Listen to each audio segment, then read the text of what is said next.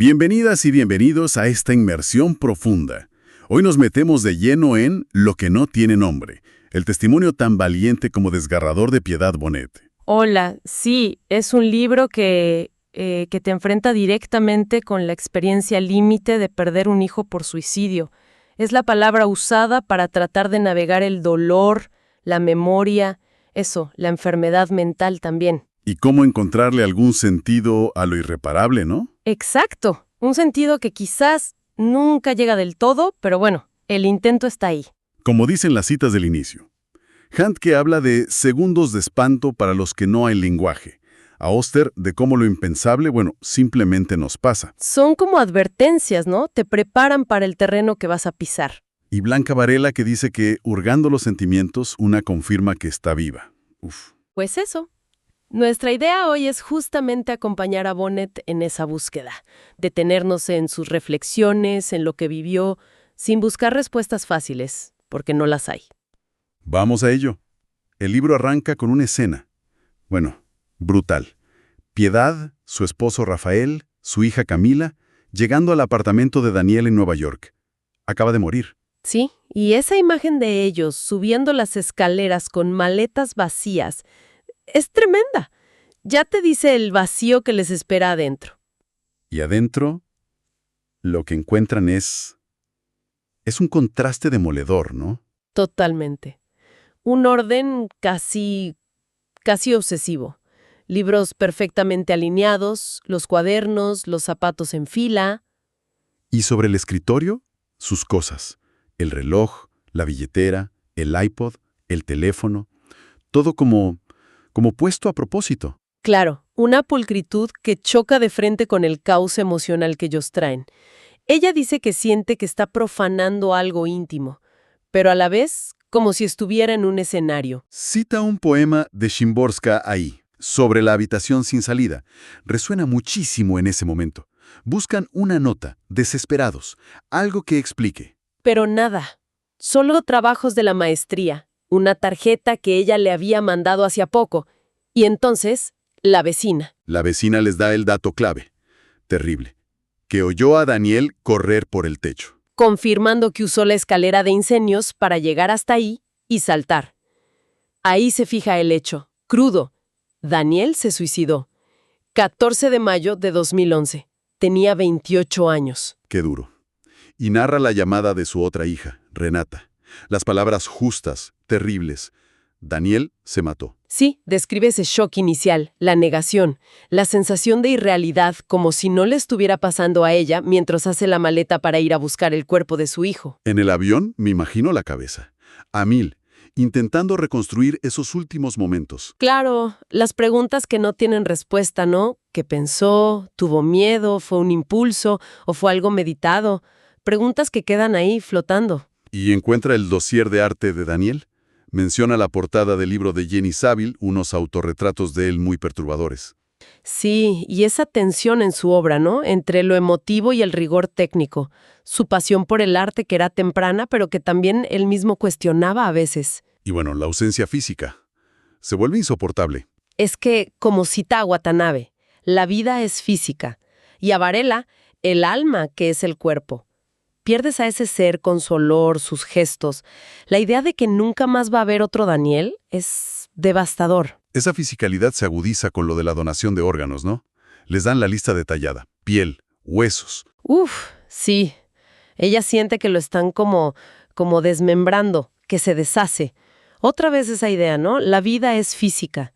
Es muy crudo. Mientras esperan el cuerpo en Nueva York, lloviendo, le llega una avalancha de mensajes. Qué momento tan extraño, ¿verdad? Porque primero son por un premio literario que ella acaba de ganar. Y casi inmediatamente después, los de condolencia. Una mezcla. Tremenda. Describe la incomodidad con las redes sociales, pero también el apoyo, ¿no? Los amigos que les llevan comida, que los sostienen en lo más básico. Ese apoyo es vital en esos momentos. Y la familia toma decisiones muy importantes ahí, en medio del shock. Sí, deciden. Nada de ritos religiosos, transparencia total sobre el suicidio y la enfermedad mental.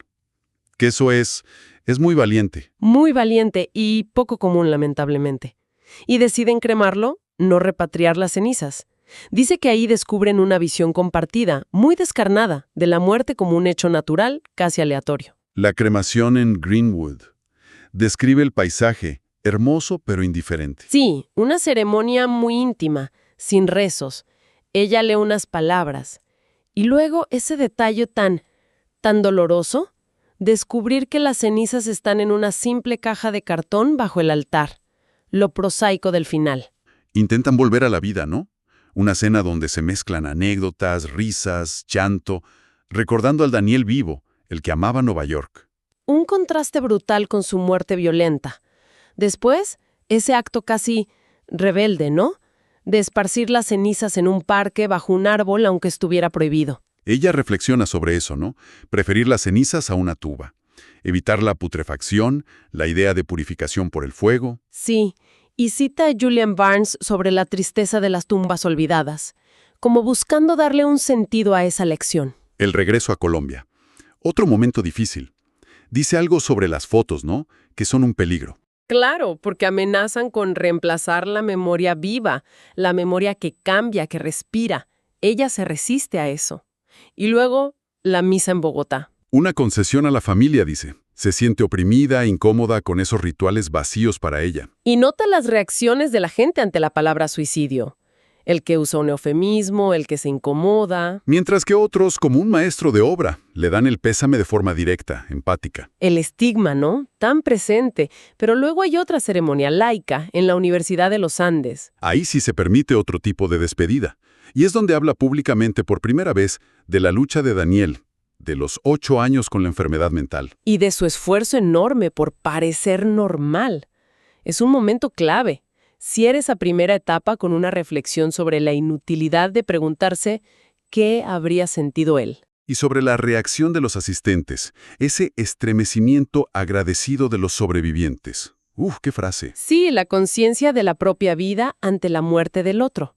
Muy agudo. Bueno, y después de ese impacto inicial, viene la necesidad de entender, ¿no? Claro, ahí Piedad se sumerge en libros. Sobre enfermedad mental, suicidio, duelo, lee un montón, cita a Cadenas, que quiere exactitudes aterradoras. Busca respuestas, imagino. Sí, pero creo que más que respuestas cerradas, lo que encuentra es la complejidad del sufrimiento psíquico.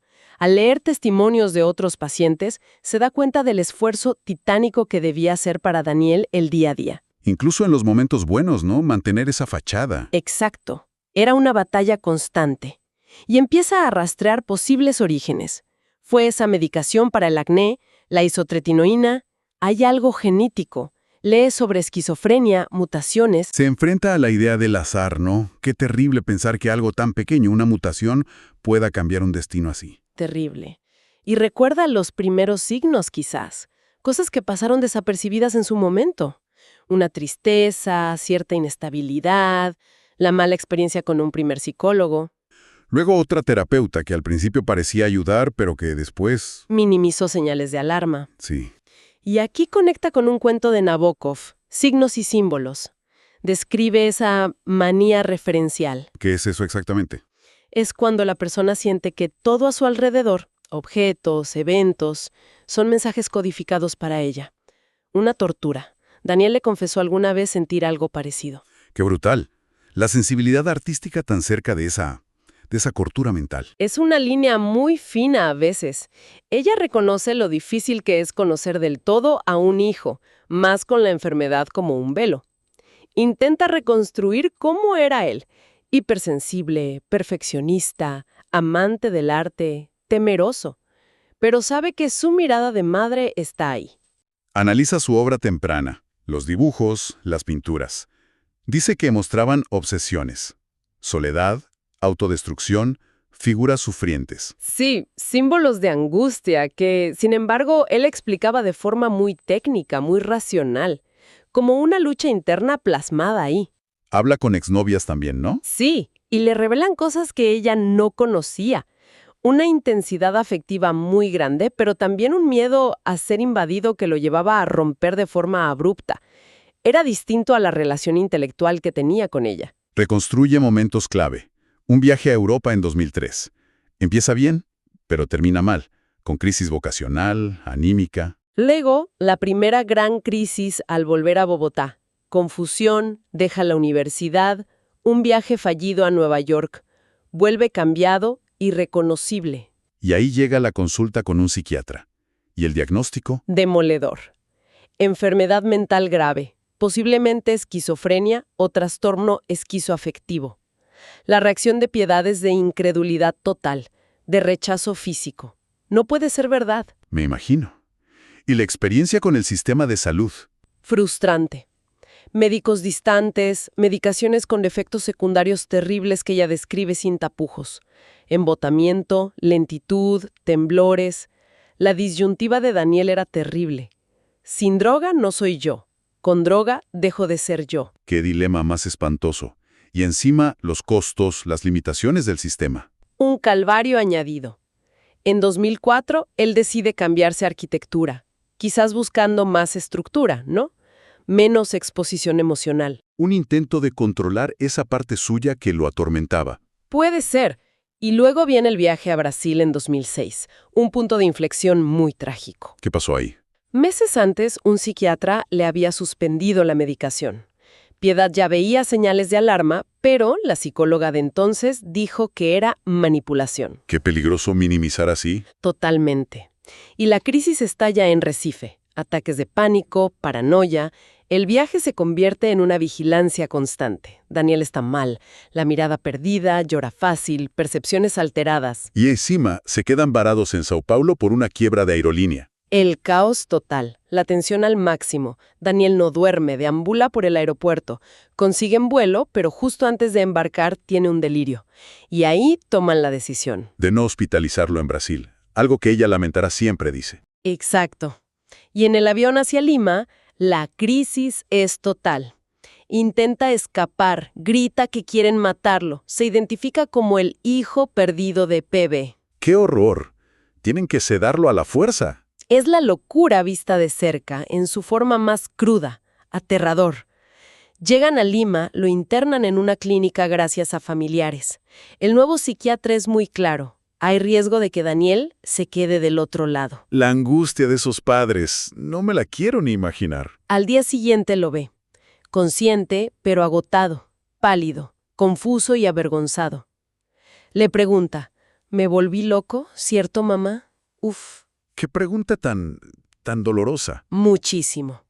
Regresan a Bogotá y lo internan directo en una clínica de reposo. La burocracia al principio es cruel. Les prohíben llamadas, visitas. La pesadilla hecha realidad. Pero le dan el alta rápido, ¿no? Sorprendentemente rápido, sí, pero con la advertencia clara del médico sobre el riesgo de suicidio. Y ahí viene la impotencia de los padres ante un hijo adulto, que toma sus decisiones, aunque sean peligrosas. Y el secreto, ¿no? El estigma de la enfermedad. Otra carga más.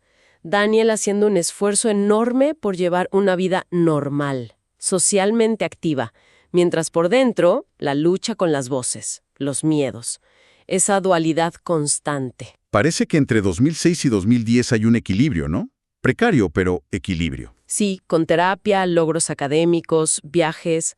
Parece que va mejorando, pero a principios de 2011 él suspende la medicación por su cuenta. Tiene una recaída fuerte, un intento de sobredosis. ¿Y después de eso? El psiquiatra le da permiso para irse a Nueva York. Increíblemente sí. Le preguntan si puede irse a estudiar fuera y él dice que sí. Una decisión, vista ahora, muy cuestionable. Entramos en la parte final entonces. Intentar entender esos últimos meses. Jana Emery habla del velo del suicidio, ¿no? Esa opacidad. Exacto. Bonnet intenta penetrar ese velo, entender qué pasó detrás de lo que ella llama la cuarta pared que Daniel levantó. Habla con la última médica de él en Nueva York. Sí, una consulta clave. La médica admite que le bajó la dosis sin conocer bien todo el historial, que lo veía normal, con una paranoia leve. Se habla de una tormenta perfecta. ¿Qué sería eso? La suma de factores. La enfermedad de base, el estrés tremendo de la maestría, una gripe fuerte que tuvo, la presión social. El médico en Bogotá usa esa metáfora de la cuarta pared del teatro. El suicida se siente atrapado en escena, sin salida. Reconstruye la preparación para Nueva York. La ilusión de Daniel, su esfuerzo, pero también sus miedos. la despedida en el aeropuerto que fue muy emotiva. Ya en Nueva York, la presión académica es brutal. La carrera que eligió, Administración Artística, no era lo que esperaba. Quizás buscaba una seguridad económica que el arte no le daba, pero no la encontró ahí tampoco. Hay un periodo que parece más tranquilo, ¿no? Terapia nueva, novia, vida social. Sus padres lo visitan en Navidad. Sí, parece haber una calma aparente, pero en el segundo semestre la lucha académica se vuelve durísima. Materias áridas, problemas de concentración, quizás por la medicación, que no estaba bien regulada, la presión por conseguir una pasantía, cambia de terapeuta, empieza con esta última doctora que apenas lo conoció. Y el final se precipita. El jueves 12 de mayo. Falla un examen importante de contabilidad. Qué ironía, ¿no? Ese mismo día, Piedad gana el premio de poesía en Colombia. Un contraste tremendo. Hablan por teléfono, ella intenta animarlo por lo del examen. Y esa noche, Daniel se despide de forma rara de su compañera de piso. Sí, algo que después cobra sentido. El viernes 13, su último día completo, lo pasa con sus hermanas. Van a un spa, charlan, normalidad aparente. Pero en la cena lo notan cansado, como ausente. Y esa noche, la llamada a su madre. Sí, para agradecerle un regalo, pero con una ternura inusual, dice Piedad, que a ella la deja muy inquieta. Algo no cuadraba. El sábado, el día fatal. Piedad tiene una premonición, un mal presentimiento fuerte. Daniel llama a su hermana Renata. Dice que se siente mal, que sí, que va a ir al hospital. Hay varias llamadas entre ellos ese día. Un mensaje de Skype de Piedad que él ya no ve. Y cuando las hermanas llegan a su calle, Ya está acordonada. La policía, la ambulancia. El tiempo. Ese factor tan cruel. Llegaron tarde. ella reflexiona sobre el método, ¿no? El salto. Violento, pero efectivo. Fue impulsivo, planeado. El informe forense dice que no tenía medicación en el cuerpo. ¿Por qué la dejó? Para estar más lúcido para los exámenes. Como un desafío. Para tentar el destino. Vuelve la idea de la cuarta pared. Él mismo era su barrera. Imaginar esas últimas horas debe ser desgarrador. La lucha interna, esa claridad pasajera de la que hablan algunos. Los objetos ordenados. Un último acto de control, quizás. Bonnet enumera todas las posibles razones que se le ocurren. La frustración académica, el miedo al futuro, el cansancio de luchar, la rabia, la dignidad herida. Un acto que es también un mensaje, aunque sea imposible descifrarlo del todo. Y reconoce la impotencia del amor de madre ante una decisión así. Totalmente. Las últimas palabras de Daniel a sus hermanas fueron sobre ir a un concierto esa tarde. Quizás hubo ambivalencia hasta el final, pero Piedad encuentra un consuelo muy doloroso al final, validando la opción de Daniel como una liberación de un sufrimiento que para él ya era insoportable. ¡Qué fuerte! Y la última parte del libro ya es el después. El duelo y la escritura como forma de sobrevivir. Sí, describe el duelo como algo totalmente nuevo, desconocido, con síntomas físicos, dolor en el cuerpo, náuseas, y psicológicos, la irrealidad, el miedo a volverse loca, el miedo a olvidar su voz, su olor, y la soledad, ¿no? El dolor es intransferible. Habla de sueños recurrentes. Muy significativos. Daniel siempre aparece detrás de un cristal o en el agua. Una ducha, la lluvia, una tormenta. Símbolos de separación, de tristeza, pero quizás también de algo inevitable, de una partida anunciada. Y ahí decide escribir. Sí, cita a Annie Ernaux, el derecho a contar la propia historia. Las motivaciones son varias, ¿no? Hacerse preguntas, intentar darle un sentido, compartirlo, la fe en la palabra. Y la catarsis, claro. Como dice Millás, escribir abre y cauteriza la herida. La escritura como una forma de preservar su memoria, su legado. Clasifica su obra, le toma fotos, crea un blog. Es como volver a parirlo, dice ella. Darle vida a través de las palabras, que están vivas, que cambian, no son una tumba fija. Intercala escenas de la vida que sigue, ¿no? El cuidado de sus padres, el nacimiento de su nieta Carmen. Sí, la vida que continúa, que trae nueva vida, la huella genética. Y hay una metáfora final muy potente que toma de Nabokov. La de la mariposa. Esa misma, Un padre en duelo encuentra un capullo entre las cosas de su hijo muerto, y de pronto eclosiona y nace una mariposa exótica bellísima, como esa posibilidad de que algo hermoso, frágil, vital, surja inesperadamente de la desolación más profunda. El libro termina con un mensaje directo a Daniel, ¿verdad? Sí, reconociendo que el amor no fue suficiente para salvarlo, pero afirmando la escritura como una forma de darle sentido, permanencia. Las palabras como la poca sangre que puedo darte, que puedo darme, es demoledor y bellísimo a la vez. Sin duda. Lo que no tiene nombre es un libro de una honestidad brutal. Una inmersión en la oscuridad del duelo, la enfermedad mental, las preguntas sin respuesta fácil. Exacto. No ofrece consuelos baratos. Explora los límites del lenguaje para nombrar lo que parece innombrable.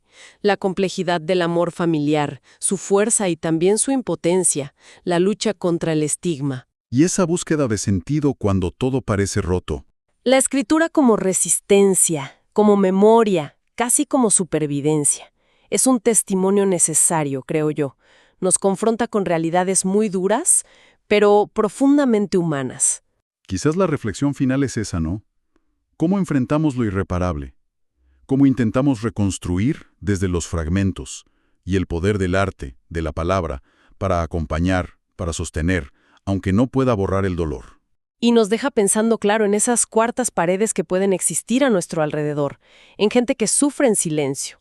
Una invitación a escuchar mejor, a ser más empáticos, a intentar comprender más allá de las palabras, incluso cuando fallan.